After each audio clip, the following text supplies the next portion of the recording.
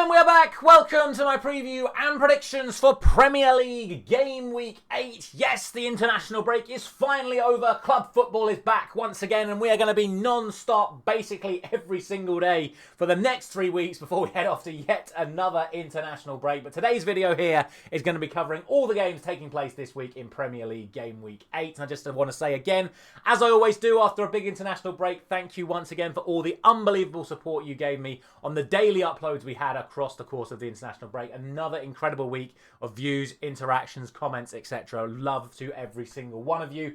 As for this week, we of course have today's videos, which was my La Liga one, which I posted earlier. Link to that's available at the top of your screen right now. And then this one today. But a reminder that as we move into this weekend, that next week we have got daily uploads for the Champions League, Europa League, and the Conference League. So community polls will be going up for those competitions over the course of the next few days. You guys have been smashing out the votes for this video here, so make sure you're heading over to that community page to have your say on all the games taking place in Europe over the course of the following week. And as always, if you haven't done so already, please do consider dropping a like on this video if you enjoy all of my prediction videos. Share it with a friend, subscribe to the channel with notifications turned on if you are new around here or if you've thought about it before and haven't done so already, because yeah, I've just said loads of videos coming up for you next week, including all 3 major European competitions. And of course, if you want to gain access to even more previews and predictions from myself, including Bundesliga, Ligue 1 and Serie A, you can do so by clicking the join button at the bottom of your screen right now to become a member of the channel, just like this person did over the course of the international break. They now have access to all 5 major leagues from myself going forward. Right, that is enough for the admin. As for today, these are the 10 fixtures taking place this weekend in the Premier League in Game Week 8. And we start off with the Saturday lunchtime kickoff, which sees Nottingham Forest taking on Chelsea. 2 sides that are certainly going to be in 2 different moods going into the international break. Let's see how they fare coming out of it. For Nottingham Forest, they are now down to 17th after losing 2-0 at Newcastle last time out. And it means that they are now winless in their last 9 matches in all competitions. For Chelsea, they are up to 7th following their last second winner against Liverpool, which has reignited their belief that they can challenge for big things this season if they can beat the defending champions. What's to stop them going on and achieving things for themselves this season? In terms of the team news coming into this one, for Nottingham Forest, they're still going to be without Ola Aina, and Alexander Zinchenko missed the international break for Ukraine and remains a doubt for this one. For Chelsea, their ever-growing injury list seems to just keep on growing once again. The latest injuries for them are Reece James, who had to pull out of the England squad, and Enzo Fernandez, who flew home early from the Argentina squad, and both are doubts for this one. One person that is definitely going to be out of this match for Chelsea is another Enzo, and that is Enzo Maresca. He was sent off following his wild celebrations after the winner against Liverpool last time out. I think it's a bit harsh, but those are the rules. In terms of the head-to-head record, since promotion back to the Premier League, Nottingham Forest are yet to beat Chelsea at home, with the Blues winning the last 2 games on this ground by 1-0. To be honest, given how much change there's been at Nottingham Forest and given how poor they've been under Ange Postecoglou so far this season, I actually think that this one could end up being worse. I'm going for a 2-0 victory for Chelsea. I think it actually, I've pointed out right here, right now, I think this is a really tough week of Premier League fixtures, and I do think that this game has the potential for Nottingham Forest to spring back into life, but I'm starting this one with the Chelsea win. But just be warned, for all of the fixtures today, I think this is a very, very tough week. Speaking of tough matches, our opening 3 o'clock game sees Brighton taking on Newcastle. These 2 sides separated by just a single goal. They are both on the same number of points and have the exact same record. 7 games played, 2 wins, 3 draws and 3 losses. That doesn't add up. Oh, try again. 7 games played, 2 wins, 3 draws and 2 losses. So it is 9 points for both, but Brighton have a +1 goal difference over Newcastle's 0.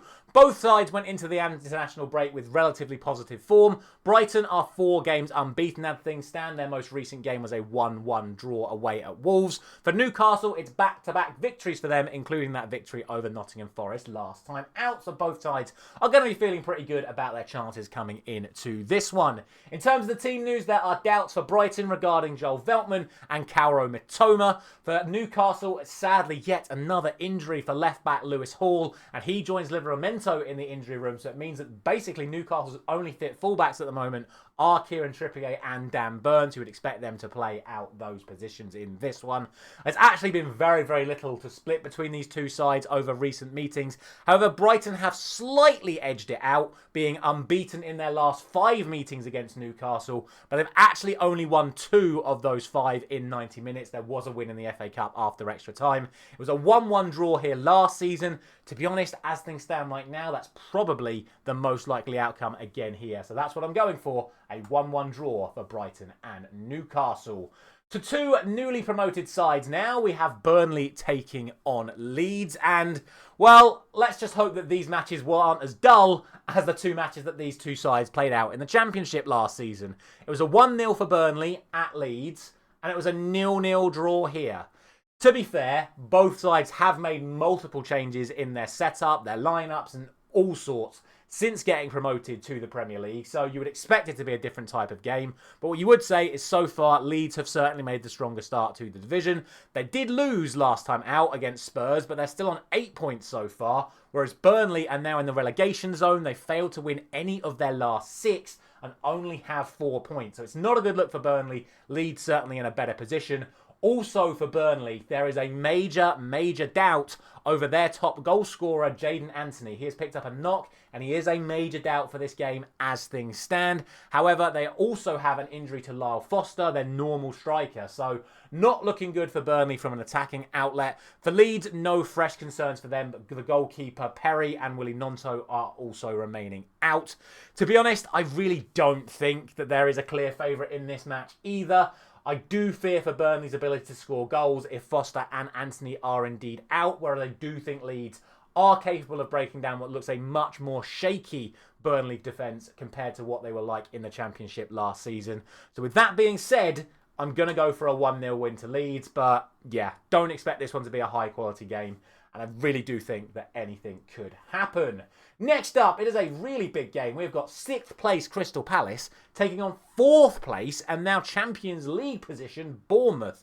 For Crystal Palace, their 19-game unbeaten run in all competitions sadly came for an end to them ahead of the international break when they lost 2-1 at Everton. For Bournemouth, it was yet another victory for them, this time over Fulham, and as we've said, that has now propelled them into the Champions League places, and they are now 5 games unbeaten. They're playing some fantastic stuff under Iraola at the moment. What makes this one even more good in terms of talking about is that neither of these sides have any major first team concerns coming into this. So it's just going to be a straight up shootout between the 2 sides to see who comes out on top. That being said, it certainly wasn't a shootout in the last 2 games that these sides met, because both games last season ended in 0-0 draws. I think it's going to be a little bit more entertaining this time around, though, given how much more attacking both of these sides have been. However, rather interestingly, there hasn't been a game where both of these sides have scored since 2019. So that means the last 9 meetings between these sides have either ended 0-0 or one of the 2 sides has won 2-0. As should I say, not 2-0, as in literally they've won without conceding. I'm fairly sure when I did this game back in April, I said the exact same thing, but I backed that run to end then, and it ended up being 0-0. I'm backing the run to end again here. Again, I don't think there's an outright favourite, but with Crystal Palace being at home and being unbeaten at home, I am going to go for them to just about edge it, and I am going to go for both teams to score, but I'm going to go for a 2-1 victory to Crystal Palace. Speaking of runs, well, Manchester City, they are on a 7-game unbeaten run coming into their 3 o'clock kickoff against Everton this weekend. As you know, Everton ended Crystal Palace's run of unbeaten matches, but that also ended their run of 4 matches without a win. That being said, in all seriousness, it's a serious tough ask for them to go to Manchester City and get a result here. Firstly, given how good Manchester City are playing, and secondly, Everton haven't been the best away from home so far this season. Furthermore, for Everton, Branthwaite is still out injured, and now Michael Keane is a doubt for this match. They're struggling at centre-back, and also new superstar Jackie Grealish is not able to play in this match because he's on loan from Manchester City, and Premier League rule states that you can't play against your parent club. Keenan Dewsbury Hall is back for them in midfield. Manchester City, Rodri remains a doubt, but with Haaland in the form of his life right now, I do think that he's going to carry on his incredible run of form as things stand. As we keep the theme of runs continuing, Everton have failed to beat Manchester City in any of their last 17 matches. Manchester City on a 17-game unbeaten run against Everton. So it should be noted that 2 of the last 3 games between these two sides at the Etihad has ended in a draw. I think Manchester City should be considered the strong favourites for this game. I do think Manchester City will come out on top by the end of it. I'm going for a 2-0 win to Manchester City. But Everton have been good at the start of this season. I just think with the slight injuries and no Grealish, it's going to be too much of an ask for them to get a result in this one. Final 3 o'clock game then, sees 9th place Sunderland taking on bottom club Wolves. For Sunderland, last time out it was a defeat at Old Trafford, but still 11 points from their first 7 games in the Premier League I think represents a very, very solid start for a newly promoted side.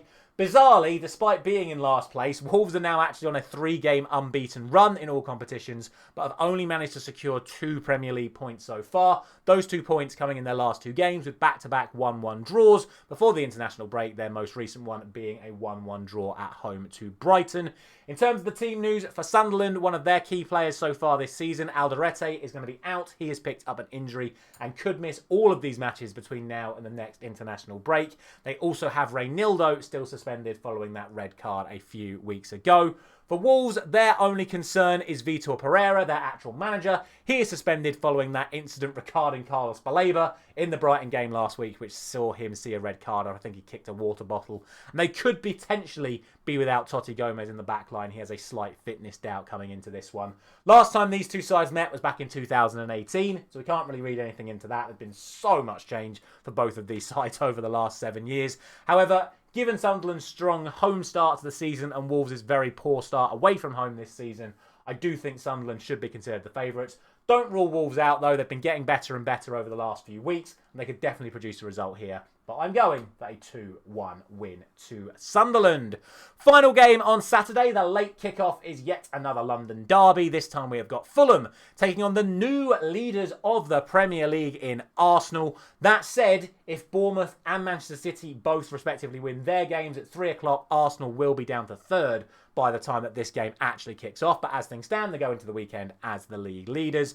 It's been back-to-back away defeat for Fulham over the course of the last few weeks in the lead up to the international break. They lost 3-1 away at Villa and then 3-1 again away to Bournemouth. But they are now 4 games unbeaten at home at the start of this season, actually winning the last 3. So they're going to be pretty confident, even though it is Arsenal coming to them. Arsenal themselves, obviously now top of the Premier League table off the back of a 7-game unbeaten run in all competitions, winning their last 4 matches, including that 2-0 win at home to West Ham last time out. The big concern, once again, for Fulham is the striker situation. Muniz has now been confirmed to miss up to the next international break, so he's not going to feature in any of the next 4 games for them. But also, Raul Jimenez remains a doubt. It looks unlikely he's going to make it. He could potentially play some part, but he's not expected to play 90 minutes, even if he is back. For Arsenal, once again, Martin Odegaard has a long-term injury. He is going to be joining the likes of Kai Havertz and Gabriel Jesus. And I'm probably forgetting someone else in long-term injuries. But also Ben White is expected to miss this one for Arsenal as well. To be fair, Arsenal's record against Fulham is pretty strong. They've only lost 1 of the last 14 meetings, home and away. However, it was a 1-1 draw here last season with Fulham's home record. You wouldn't be surprised to see that one happen once again. But if Arsenal are to be considered serious title contenders, they need to be going to games, to grounds like Craven Cottage and picking up victories. And the way they've played over the last few weeks, I'm going to back them to do that, especially with Fulham's injury crisis up front. I'm going for a 2-0 victory to Arsenal. On to Sunday then, we just have 2 matches for you on Sunday. The first of those sees Tottenham taking on Aston Villa. For the home side here, they appeared to overcome their slight wobble by getting victory against Leeds last time out. For Aston Villa, they've massively overcome their incredibly slow start to the season and are now actually unbeaten in their last 5 matches, winning the last 4.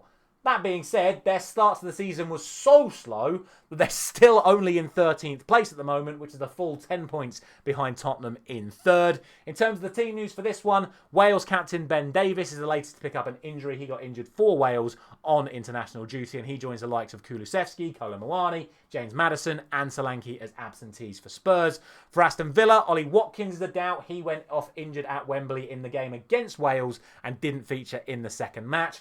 he is a doubt for this game. Emi Buendia is also listed as a doubt because he went off with a concussion at the end of the final game before the international break, but it has been 2 weeks since. You would expect him to be fine for this one.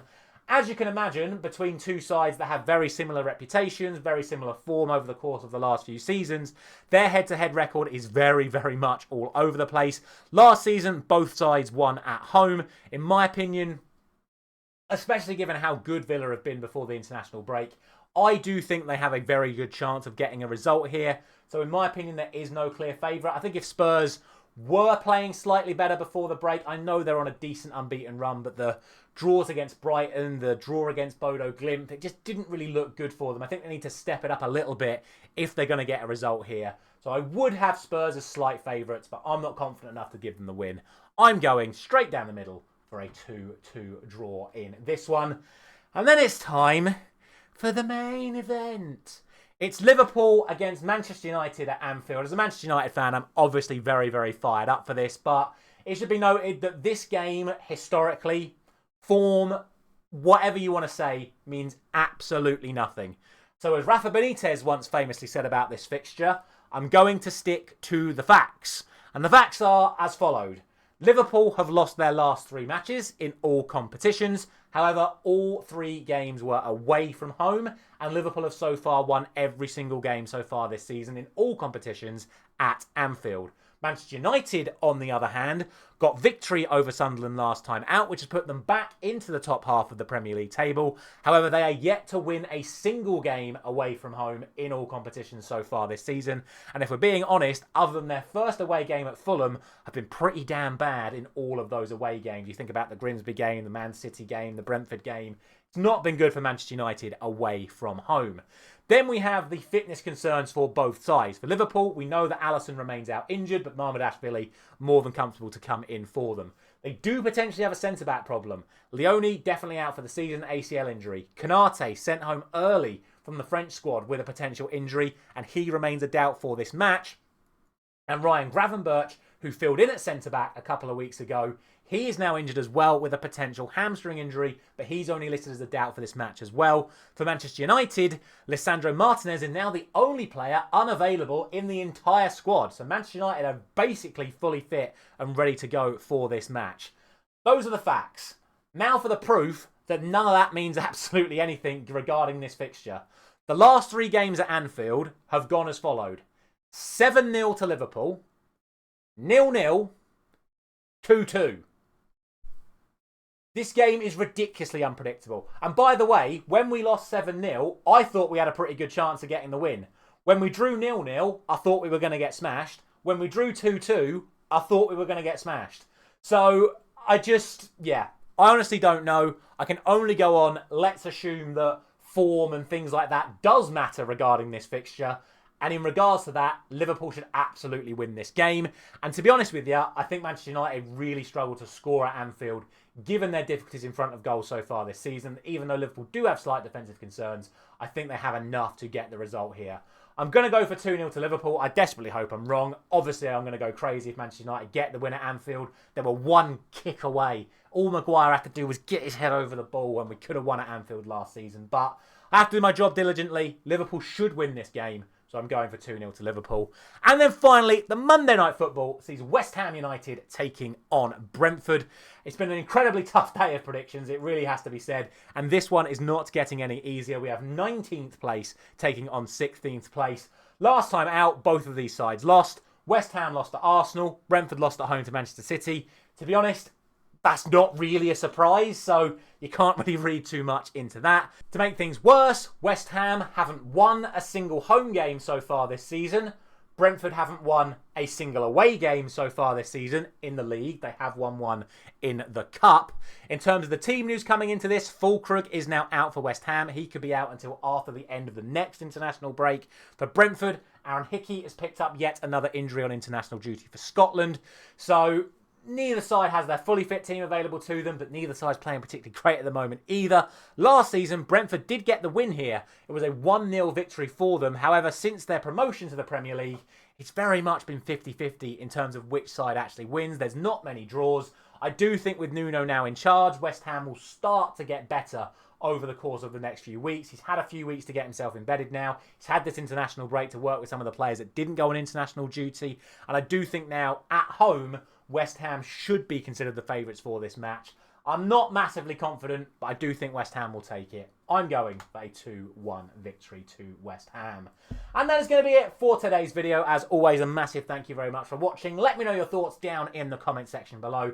Before I leave you, let's have a look at what you guys have been saying over on the community page for these matches. Most of you think Chelsea are going to get the win at Forest. Most of you think Newcastle are going to beat Brighton, although 30% do think it's going to be a draw. Very, very split between Burnley and Leeds. Leeds just edging it in your guys' opinion. Most of you think Palace are going to beat Bournemouth, but again, 27% going for the draw. Basically, everyone thinks Man City beat Everton. Most of you think Sunderland are going to beat Wolves. Most of you think Arsenal are going to beat Fulham. Most of you think Spurs are going to beat Villa, but again, nearly 30% going for the draw there. Most of you think Liverpool are going to beat Manchester United, and the closest one of the lot, I believe, is West Ham and Brentford. 35% of you going for a draw, but more of you going for Brentford than West Ham, which is very, very interesting. That is what you guys have been saying. Let's pop my ones back up on the screen one last time as I once again say thank you very much for watching. Don't forget, head over to the community page. Champions League polls will be going live over the course of the next few hours, and then Europa League and then Conference League. All of those games will be posted over the course of the next few days, so make sure you're looking out for those and have your say on all of those matches. Our final, thank you very much for watching once again. I'll be back with my reaction to Liverpool Manchester United on Sunday. I'll see you there.